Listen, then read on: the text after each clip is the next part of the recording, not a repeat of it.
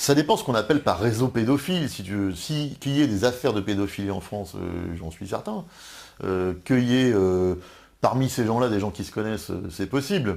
Mais qu'il y ait une sorte d'industrie de la pédophilie à haut niveau, si tu veux.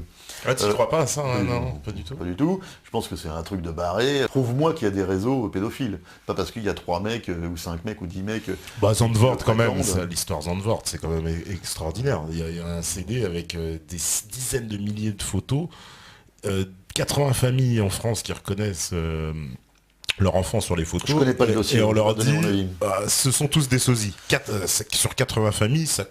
Je connais pas le dossier. Mhm. L'idéologie dominante, elle vise à sacraliser la parole de l'enfant et à culpabiliser systématiquement le mal dans cette société, le mal patriarcal qui est coupable de tous les maux et qui peut être accusé sans même pouvoir se défendre. C'est ça la tendance généralement, voilà.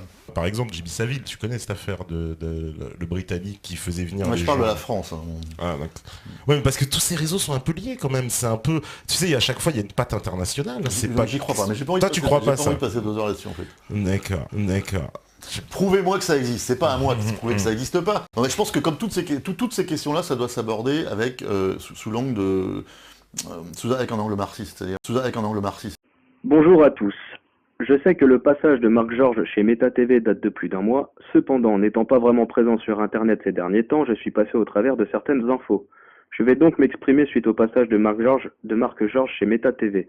Non pas pour parler de son parcours et de ses déboires avec Alain Soral, mais pour répondre aux bêtises qui sont sorties de sa bouche concernant la question des réseaux pédocriminels.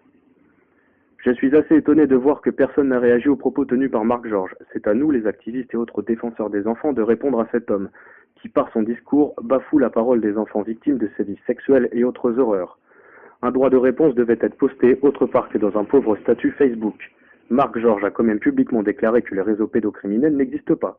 Nous devons donc répondre publiquement à ces bêtises, le silence n'est parfois pas la meilleure solution. Je n'ai pas envie de m'étaler 3 plombes sur le cas de Marc Georges et de ses propos, je vais donc tenter d'être bref, simple, précis et concis. Premièrement, il faut remarquer une simple chose, ceux qui fuient la réalité, ceux qui nient l'existence des réseaux pédocriminels sont souvent des hommes politisés, rongés par la doctrine de leur parti politique jusqu'à l'os. Les seules déclarations de Marc Georges à ce sujet, qui sont les suivantes, valident mes propos. Donc je cite, « Il faut voir les choses sous un angle politique, il faut voir les choses sous un angle marxiste ».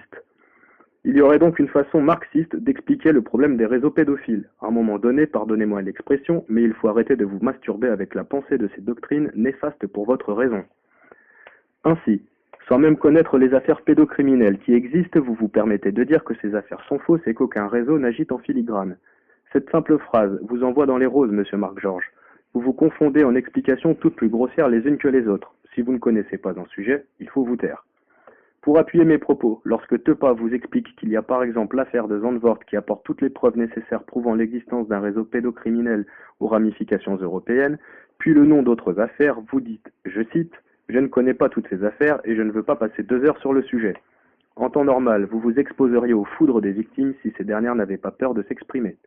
C'est à cause de gens qui tiennent vos propos que ces victimes se taisent, parce que la justice ne les écoute pas, parce qu'il y a une désacralisation de la parole de l'enfant, chose que vous réfutez en expliquant qu'en France on sacralise la parole de l'enfant.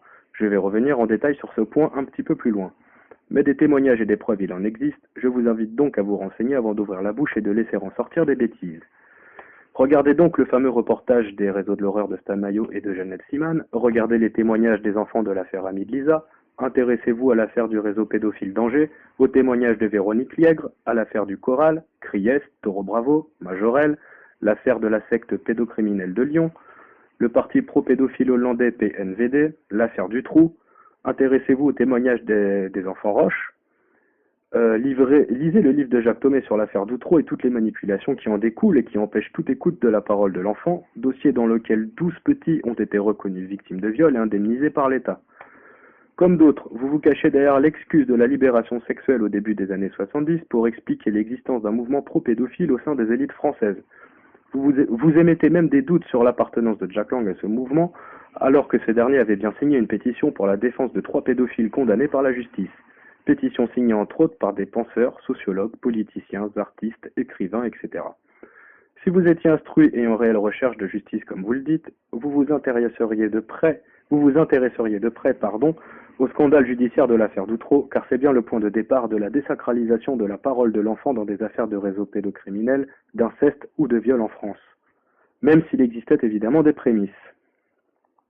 Vous demandez qu'on vous apporte des preuves. Ces preuves sont disponibles. Si vous ne les regardez pas, il ne faut pas s'en prendre aux activistes qui, pour la plupart, mettent tout leur temps et toute leur énergie dans la lutte anti-pédocriminelle.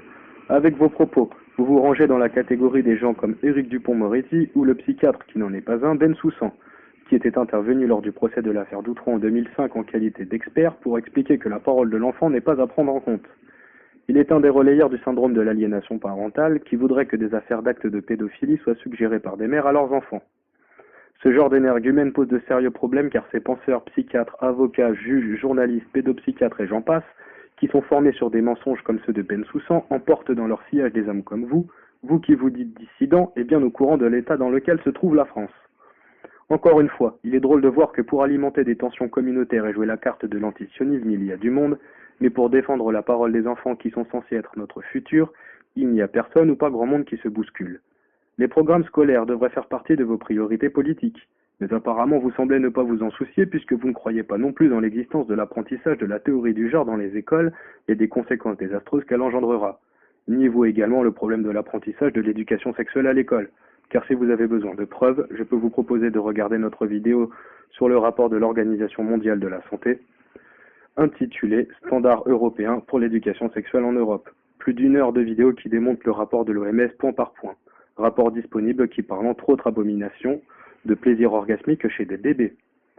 Ces horreurs viennent du très malade Alfred Kinsey qui avait publié des rapports sur la sexualité. Ces statistiques et ces observations se basaient sur des actes sexuels pratiqués sur des bébés et des enfants, donc par des pédophiles. L'Organisation mondiale de la santé se base sur les recherches de pédophiles pour éduquer nos enfants à la sexualité. D'ailleurs, l'apprentissage de la sexualité pour un enfant devrait être l'affaire des parents et pas de l'éducation nationale, qui, vous le savez certainement, est à la ramasse. Vous serez certainement d'accord pour dire qu'en matière d'histoire, l'éducation nationale ment sur toute la ligne. Pourquoi donc, lorsque nous abordons les sujets liés à l'enfance, les gens reculent-ils systématiquement ? Communistes, marxistes, socialistes, capitalistes, national-socialistes, vous êtes tous les mêmes, c'est-à-dire très éloignés des problèmes réels dont souffre notre pays. Je termine en expliquant qu'en comparant ma façon de penser et vos propos, moi, qui suis un pauvre complotiste, je me permets de vous dire que je suis plus en phase avec la réalité du combat que vous et votre pauvre vision politique de la chose. La politique empêche justement de voir correctement les choses et pas l'inverse. C'est à cause de gens comme vous que rien n'avance. Je ne m'étonne pas de vos propos vu le milieu auquel vous appartenez et vos accointances avec des gens du Front National.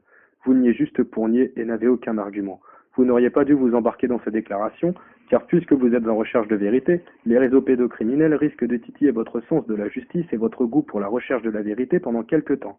Encore faut-il que vous ayez envie d'écouter ces enfants. J'en ai donc terminé avec mon droit de réponse et je vous laisse vous informer sur les différentes affaires que j'ai citées plus haut, en espérant que vous éviterez désormais des dérapages comme celui du 27 novembre 2014.